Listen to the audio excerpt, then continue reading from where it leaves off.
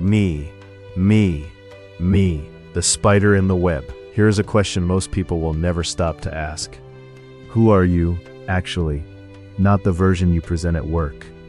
Not the self you perform for friends and family. Not the story you tell yourself at the end of the day when you want to believe you are a good person. Who are you, underneath all of that? And here is a second question, even harder than the first. How much of what you think, feel, believe, and want is actually yours? How much of your inner world was shaped, quietly without your knowing, by the projections, desires, and programs of other people? These are not comfortable questions, but they might be the most important ones you ever sit with. Let's begin with a foundational idea, one that changes how you see every person you have ever met, including yourself. It comes from a teaching called the Law of Correspondence. The Law of Correspondence in its simplest form says this: every person feels, thinks, speaks, and acts according to their own specific inner world, their own state of consciousness, their own stored experiences, their own accumulated patterns of being. And here's what that means in practice. When two people look at the same situation, the same event, the same person, the same conversation, they do not see the same thing. They never did. They cannot, because each of them is filtering that experience through a completely different inner architecture. And what comes out of each of them, their interpretation, their reaction, their judgment, their behavior, reflects not the situation itself, but what they already carry within. This is not simply a matter of personality differences. It runs much deeper than that. The teaching of Gabriel describes every human being as an extensive memory bank, a vast layered storehouse of everything that has ever been entered into them. Every experience, every emotion absorbed, every thought pattern built, every habit of feeling and reacting, going all the way back. This memory bank, this inner archive, is connected to something even larger, what is called the causal network of the material cosmos, the great fabric of cause and effect that runs through everything. But here's the crucial thing. Within that memory bank, at the very deepest level, beneath all the programs and patterns and stored experiences, there is something that cannot be corrupted. There is the heart of the soul. And at the heart of the soul is what Gabriel calls the incorruptible core of being. God. Not God as a distant concept. Not God in a building somewhere. God is the innermost essential reality of what you are. This core links every soul, every human being to the eternal law, the eternal being. And via this core of being, the pure communicates with the pure. And the impure, the sinfulness, the ego, the stored patterns of self-centered behavior, communicates with its like in return. This is the principle. Like attracts like. What is pure in us reaches toward what is pure in the world. What is unresolved in us reaches toward what is unresolved, in others, in situations, in the experiences that keep finding their way to us.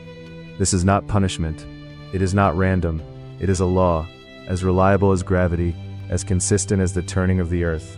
Take a moment to let that land, because if this is true, and the evidence of our lives suggests very strongly that it is, then the experiences we keep having, the kinds of people we keep attracting, the situations we keep finding ourselves in, are not happening to us. They are happening from us. They are the outworking of what is stored inside, and that is both a sobering truth and a profoundly liberating one. Because if what we store inside us shapes what we experience outside us, then changing what is inside us changes everything.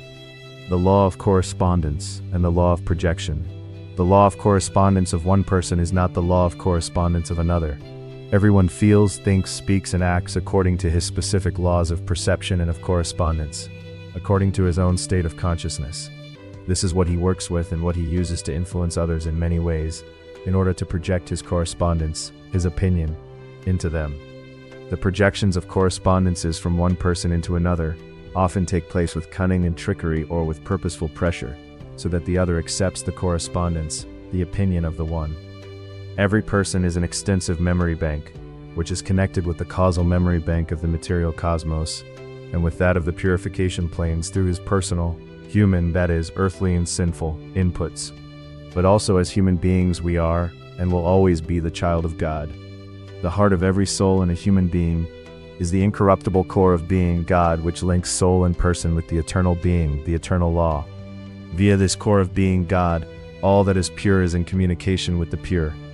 The impure of each individual, his sinfulness, communicates in turn with the sinfulness that is stored in his soul and in the causal network of interconnections. based on the principle like attracts like, the pure communicates with the pure and the impure with the impure. The human being can be compared to a computer. It is known that a computer can print out only what has been fed into it, that is, what has been stored in it. It is similar with the computer, human being. A person can express only what he has entered into himself, that is, what is stored in him. With a technical computer, one does not speak of correspondences, because it prints out, unaltered, the data that has been entered into it, unless there is a so-called virus in the computer system, through which false information can develop, or programs can even be corrupted. The computer human being who has programmed himself has more possibilities to express himself than does a technical computer. He is able to mix parts of his programs. Thus, the computer system human being can be compared to a mixing board. The mixed programs, tools of the human art of display, and of the art of covering up, and of deceit, often consist of embellished words and actions. Thus, the individual can color and gloss over his correspondences, his emotions like anger, hate, envy, as well as his opinions, conceptions, and intentions. This means that with cunning, he purposefully makes them more palatable to his neighbor, so that the latter take in this mixture, letting himself be programmed, and thus influenced and manipulated. The mixing board of programs developed because the person thinks other than he senses and feels, and speaks other than he thinks and feels, but also acts other than he speaks, thinks, senses, and feels. Countless variations are possible from his colorful repertoire of feelings, sensations, thoughts, words, and actions. Depending on his momentary intentions, the person puts together the corresponding combination for his way of speaking or acting. The correspondence programs of a person can be compared to tools like a chisel or a paintbrush. Just as a sculptor chips out a sculpture from a stone, so is the form of a person's body shaped by his feeling and thinking. Just as the paintbrush or pencil of an artist draws a picture stroke by stroke, so does a person draw his physical body with his correspondences, with his human way of feeling, thinking, speaking, and acting. This happens at every moment because we feel, sense, think, speak, and act at every moment. As a result of this, our radiation changes minute by minute. We are what goes out from us. With this, the individual shapes his life and his surroundings, and as he is, he has a direct or indirect effect on his neighbor. Our stored correspondences, our sins, are the engravings on our physical body. We either bear the light of our soul, or we display the shadows of our soul, the sins. Each one of us is the identification card of his inner being, of what corresponds to him, what he himself has input. That is our character.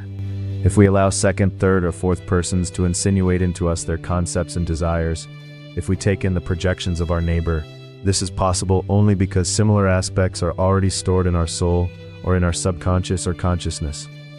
These already existing engravings form the basis, the magnets, so to speak, which attract the same and like things. We could also express it in the following way: the seed of the one falls onto the fertile soil of the other. If we think about these brief explanations and all their consequences, many will surely say, this is outrageous, or even, this is eerie. Both apply, because based on the principle of sending and receiving, many things are possible. Through the projections which we allow others to instill in us, or which are transferred to us through telepathy, because we have the same or like correspondences in us, we adopt a part of the character of others, to whom, for example, we are servile. We let ourselves be programmed and manipulated. The web of the spider is its world. Like a spider, we people spin our web, the web of our correspondences, of our programs. This is what we live in. It is our ego world, and we are trapped in it. And through the threads of our projections, we are also tied to the network of our neighbor. But the principle of sending and receiving is also effective in the positive sense. If we send out positive, peaceful, unifying thoughts, then these also pass on their inherent message. For example, they can be picked up by a person who is considering the possibility of committing murder. Our positive flying thoughts may find entry into the considerations of for and against of the negative thinker. The scale of his heart is tipped by the positive energies of our thoughts. The waves of his hatred are calmed. His reason and conscience gain the upper hand. If we can thus prevent